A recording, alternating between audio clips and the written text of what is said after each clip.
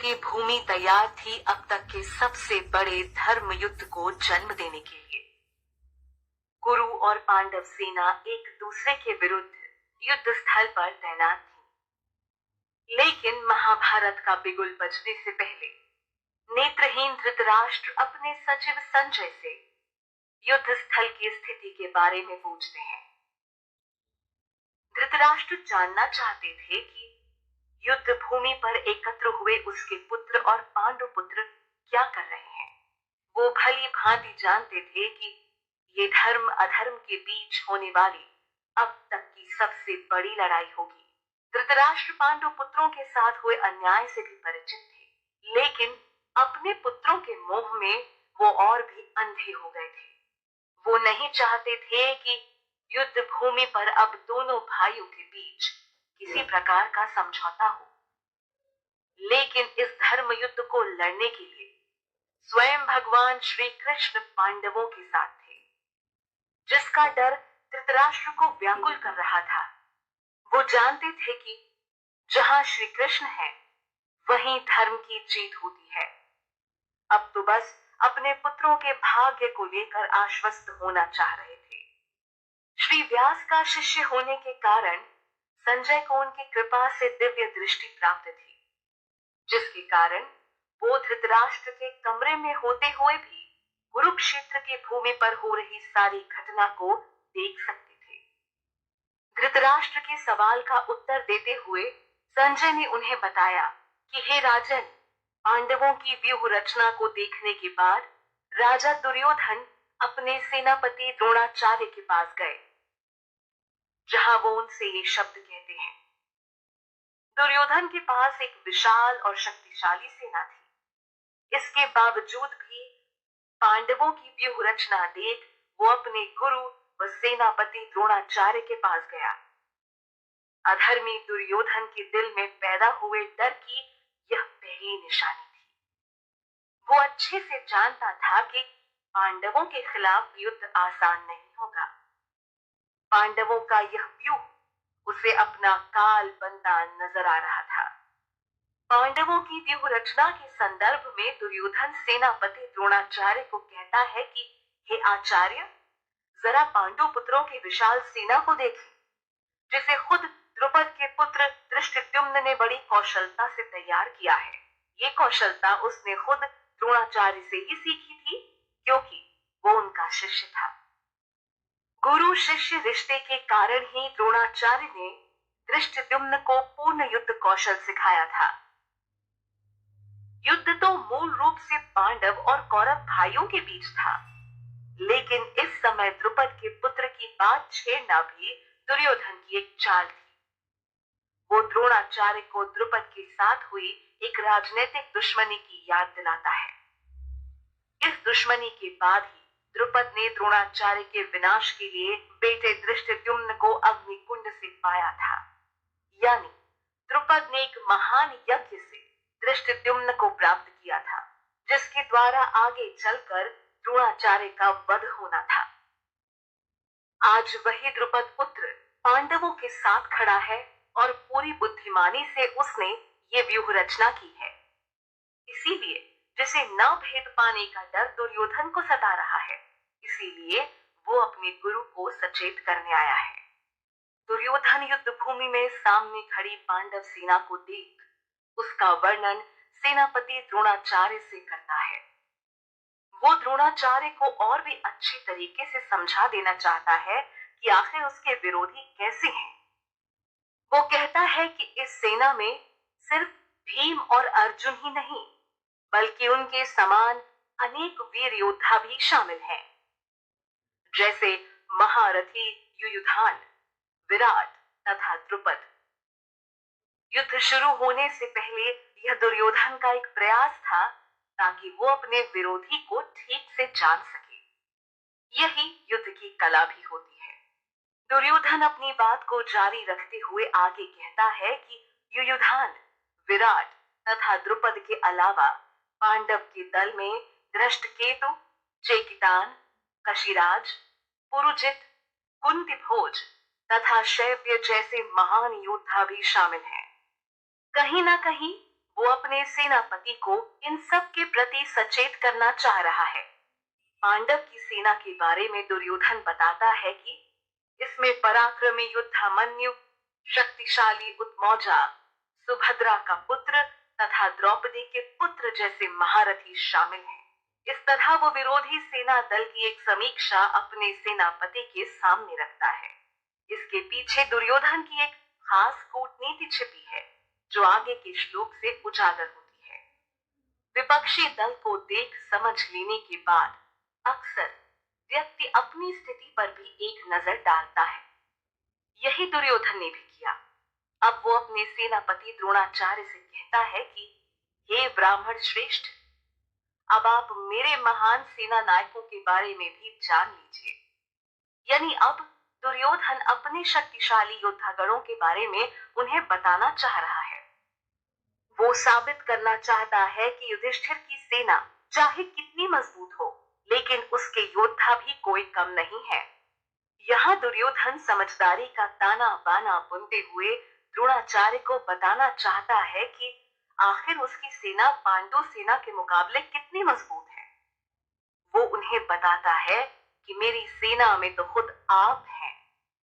आपके अलावा भीष्म, कर्ण, कृपाचार्य, अश्वत्थामा, विकर्ण तथा सोमदत्त का पुत्र भूरिश्रवा है। दुर्योधन ने खास तौर पर उन योद्धाओं के नाम बताए जो हमेशा विजयी रहे हैं। लेकिन हैरान करने वाली बात थी कि इन तमाम नामों के बीच दुर्योधन अर्जुन के रथ की कमान संभालने वाले श्री कृष्ण को नजरअंदाज कर गया, जिनके चलते ही वास्तव में उसके साम्राज्य की काया पलटने वाली थी। भगवान कृष्ण के खेल में उन्हीं को हरा पाना असंभव है। हाँ, पर प्यार के आगे वो खुद हारने को तैयार हो जाते हैं। बता दें कि दुर्योधन सारे मौके गंवा चुका था। श्री कृष्ण के समझौते को ठुकरा कर ही आज वो महाभारत के रण में खड़ा था। लेकिन इसके बावजूद भी वो खुद को बहुत शक्तिशाली मान रहा था। वो अपनी सेना का परिचय देने के साथ यह भी कहता है कि मेरी सेना में ऐसे अनेक शूरवीर हैं जो मेरे लिए अपनी जान भी दे सकते हैं। वे सभी युद्ध विद्या में माहिर हैं और उसके साथ ही उनके पास कई प्रकार के हथियार हैं। ऐसा बताकर वो गुरु द्रोणाचार्य के सामने अपनी जीत का डंका बजा रहा था। इस श्लोक में निस्संदेह दुर्योधन का घमंड झलक रहा है, जो कि अपनी और पांडव सेना की शक्ति के बीच एक तुलना को प्रस्तुत कर रहा है। दुर्योधन की नजर में उनकी सेना भीष्म पितामह द्वारा संरक्षित है, जो कि बहुत अनुभवी है, और इस कारण उनकी सेना को हरा पाना मुश्किल है। जबकि दूसरी तरफ पांडवों की सेना की सुरक्षा भीम कर रहे हैं, जो कि भीष्म पितामह से कम अनुभवी है। अपनी जीत का पताका लहराते हुए यहाँ दुर्योधन पांडव सेना को कम आंक रहा है। नियम के अनुसार हमें कभी भी सामने वाले को अपने से कमजोर या छोटा नहीं समझना चाहिए। लेकिन अपनी जीत को लेकर आश्वस्त दुर्योधन इस नियम को तोड़ते हुए नजर आ रहा था, क्योंकि उसमें भीष्म पितामह जैसे महान सेनापति के अपने साथ होने का घमंड है। पिछले श्लोक से दुर्योधन की मानसिकता का पता चलता है कि कैसे वो पूर्ण रूप से भीष्म पितामह और उनके युद्ध कौशल पर निर्भर है। वो समझ रहा था कि अगर भीष्म पितामह युद्ध के आखिरी पल तक उसके साथ रहें, तो जीत अवश्य उसकी सेना की होगी। भीष्म पितामह की शक्ति का परिचय देने के बाद अब वो यहाँ अपने बाकी सैनिकों को संबोधित करता है। दुर्योधन उन्हें आदेश देता है कि आप सभी अपने अपने मोर्चों पर खड़े होकर भीष्म पितामह की सुरक्षा करें। वो नहीं चाहता था कि उसके सैनिकों की व्यूह रचना को दुश्मन भेद कर सरलता से भीष्म पितामह तक पहुंच सके। वैसे यह जीवन भी युद्ध क्षेत्र के समान है, जहां हर कोई अपनी कीमती चीज को आखिरी पल तक संजो कर रखना चाहता है। तो बस दुर्योधन भी यही कर रहा था। श्लोक में कुरु वृद्ध शब्द का उच्चारण हुआ है, जो दर्शाता है कि पितामह कुरु वंश के वृद्ध थे, पर साथ ही युद्ध कला में बेहद निपुण, जिसके चलते दुर्योधन को उनकी सुरक्षा की चिंता थी। इसीलिए वो सैनिकों को पितामह की रक्षा का आदेश देता है। दूसरी तरफ पौत्र दुर्योधन की बात सुनकर वह उसके मनोभाव को समझ भीष्म पितामह उच्च ध्वनि में अपना शंख बजाते हैं। उनका यह स्वरूप सिंह की दहाड़ जैसा प्रतीत होता है, जिसे देख दुर्योधन खुशी से भर जाता है। शंखनाद करके पितामह दुर्योधन का हौसला बढ़ाते हैं, जिससे संदेश जाता है कि वो पूरी निष्ठा से दुर्योधन के साथ ही है। पितामह ने तो शंखनाद कर महाभारत का आगाज कर दिया, जिसके तत्पश्चात शंख, नगाड़े, बिगुल, तुरही तथा सींग भी एक साथ बज उठे। इन सब की ध्वनि से माहौल में कोलाहल मच गया। तैयारी पूरी हो चुकी थी। अब तक का सबसे बड़ा इतिहास कुरुक्षेत्र के रण पर लिखा जाना था। चुनौती देने को कुरु और पांडव वंश एक दूसरे के सामने खड़ा था। कौरवों की तरफ से शंखनाद हो चुका था और अब बारी थी पांडव सेना की। सफेद घोड़ों द्वारा खींचे जाने वाले रथ पर अर्जुन आसीन थे, जिस विशाल रथ की डोर किसी और की नहीं बल्कि स्वयं भगवान श्री कृष्ण के हाथ में थी। अब जिसकी डोर खुद ईश्वर के हाथ में हो, उसे हार जीत की भला क्या चिंता। विपक्षी दल के बाद अब अर्जुन और श्री कृष्ण ने भी अपने अपने दिव्य शंख बजाए। यहाँ पितामह की तुलना में अर्जुन और श्री कृष्ण के शंख को दिव्य कहा गया है। ये दिव्यता अर्जुन के साथ ईश्वर और सच्चाई के होने का प्रमाण है। इस श्लोक में भगवान श्री कृष्ण अर्जुन और भीम को अलग अलग नामों से संबोधित करके बुलाया गया है, जो नाम उन्हें उनके दिव्य कर्मों के कारण प्राप्त हुए हैं। जैसे कि भगवान को ऋषिकेश कहा गया क्योंकि वो सभी इंद्रियों के स्वामी हैं। अर्जुन को धनंजय कहा गया है क्योंकि एक समय पर उन्होंने अपने बड़े भाई के लिए धन जमा करवाने में मदद की थी, जिस धन से उनके भाई यज्ञ करना चाहते थे। जबकि भीम को यहाँ वृकोदर कहा गया है क्योंकि वो अधिक खाते हैं। साथ ही उनके द्वारा किए गए अति मानवीय काम एक आम व्यक्ति के बस से बाहर हैं। तो यहाँ भगवान या कहे ऋषिकेश ने अपना 5 जन्य शंख बजाया, अर्जुन ने देवदत्त नाम का शंख बजाया और भीम ने पौंड्र नाम का अपना भीषण शंख बजाया। इस तरह इन्होंने अपने अपने दिव्य शंख बजाकर दुर्योधन के सामने कड़ी चुनौती पेश की। निसंदेह शंखों की आवाज विपक्षी सेना के दिल में डर पैदा करने के लिए काफी थी, लेकिन युद्ध तो अभी आरंभ होना था। ऋषिकेश, धनंजय तथा भीम के बाद अंततः कुंती पुत्र राजा युधिष्ठिर ने विजय नाम का अपना शंख बजाया, जबकि नकुल ने सुघोष और सहदेव ने अपना मणिपुष्पक शंख बजाया। शंख ध्वनि बता रही थी कि अब वो युद्ध के लिए बिल्कुल तैयार हैं, जिसकी मंशा से ही सब युद्ध क्षेत्र में एकत्रित हुए हैं। महान धनुर्धर काशी के राजा, महान योद्धा शिखंडी, दृष्टद्युम्न, विराट, कभी ना पराजित किए जाने वाले सात्विक, द्रुपद, द्रौपदी के पुत्र तथा बड़ी भुजा वाले सुभद्रा के पुत्र आदि सब ने भी अपने अपने शंख बजाए। राजा धृतराष्ट्र के कक्ष में मौजूद संजय ने उन्हें युद्ध क्षेत्र में हो रही गतिविधियों से अवगत करवाया। उन्हें बताया कि किस तरह हर किसी ने अपना अपना विशेष शंख बजाया। ये शंख ध्वनि उनके अंदर छुपे आत्मविश्वास को उजागर कर रही थी। और भला भगवान श्री कृष्ण का साथ पाकर किसमें यह हौसला नहीं आता। वैसे भी हर किसी को जीवन में एक ऐसे व्यक्ति का साथ चाहिए होता है जो उसे हिम्मत, हौसला दे सके। युद्ध लड़ने को अब हर कोई तैयार था, जिसका प्रदर्शन वो कर चुके थे। संजय अपने शब्दों के माध्यम से परिस्थिति की गंभीरता का वर्णन करते हुए राजा धृतराष्ट्र को बताते हैं कि हे राजन, पांडव सेना के महान योद्धाओं की शंखों से निकली ध्वनि ने तो धरती और आकाश तक को गुंजायमान कर दिया है। संजय बड़ी स्पष्टता से बताते हैं कि ये ध्वनि इतनी कोलाहलपूर्ण है कि इसको सुनकर आपके यानी धृतराष्ट्र पुत्रों के हृदय तक भी विदीर्ण हो गए हैं। यकीनन इस पहलू को जानकर पिता धृतराष्ट्र का हृदय अपने पुत्रों के प्रति व्याकुल हुआ होगा। हार के डर ने भी उन्हें सताया होगा। जबकि कुछ वक्त पहले तक दुर्योधन अपनी सेना शक्ति का प्रदर्शन कर रहा था, लेकिन अब पांडव सेना के सिर्फ शंखनाद भर ने उनके हृदय में कंपन पैदा कर दी, जबकि युद्ध तो अभी आरंभ होना था। धृतराष्ट्र पुत्रों और पांडव सेना द्वारा युद्ध का बिगुल बजाया जा चुका था। अब बारी थी युद्ध शुरू होने की, जिसके लिए पांडुपुत्र अर्जुन ने अपने धनुष को उठाया।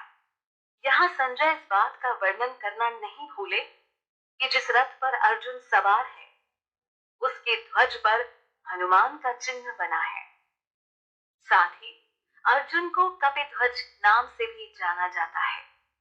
युद्ध स्थल पर हनुमान की उपस्थिति इस बात को उजागर करती है कि वो यहाँ अपने प्रभु राम, जो कि इस युग में श्री कृष्ण बनकर आए हैं, उनका साथ निभाने आए हैं।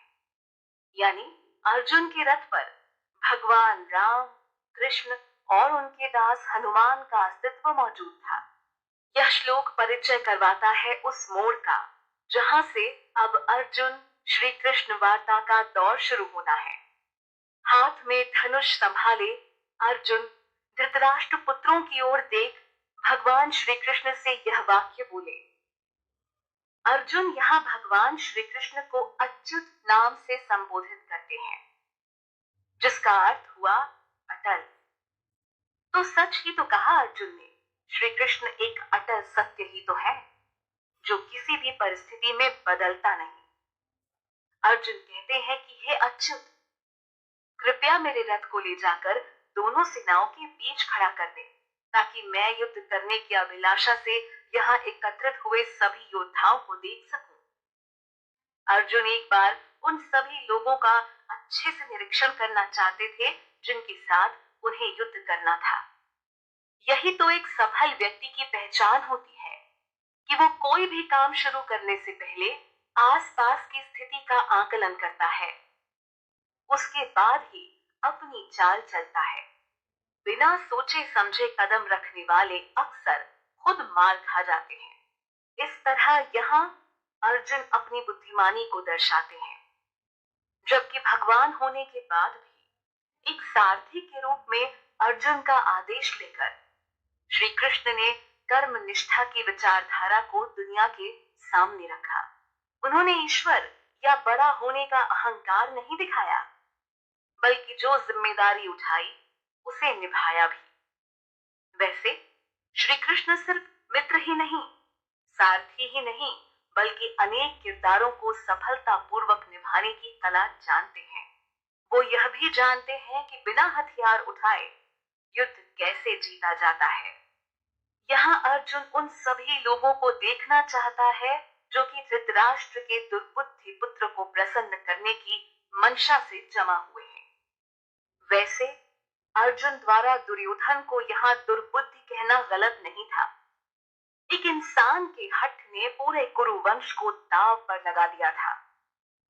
अगर वो भगवान श्री कृष्ण द्वारा पेश किए समझौते को स्वीकार कर लेता तो उसके मरने की संभावना ना होती, लेकिन उसके हठ के आगे ही पूरे महाभारत की रचना हो गई, जिसने छल करके पांडवों का राज्य हड़प लिया था। इस धूर्त काम में खुद पिता धृतराष्ट्र ने भी मोहवश उसका साथ दिया था, जो अपने कक्ष में बैठा युद्ध परिणाम की चिंता में व्याकुल थे। राजा धृतराष्ट्र के सामने युद्ध स्थली का सीधा प्रसारण करते हुए संजय बोलते हैं कि हे भरतवंशी, गुडाकेश के आदेश पर सारथी बने श्री कृष्ण ने उनके रथ को लाकर दोनों सेनाओं के बीच खड़ा कर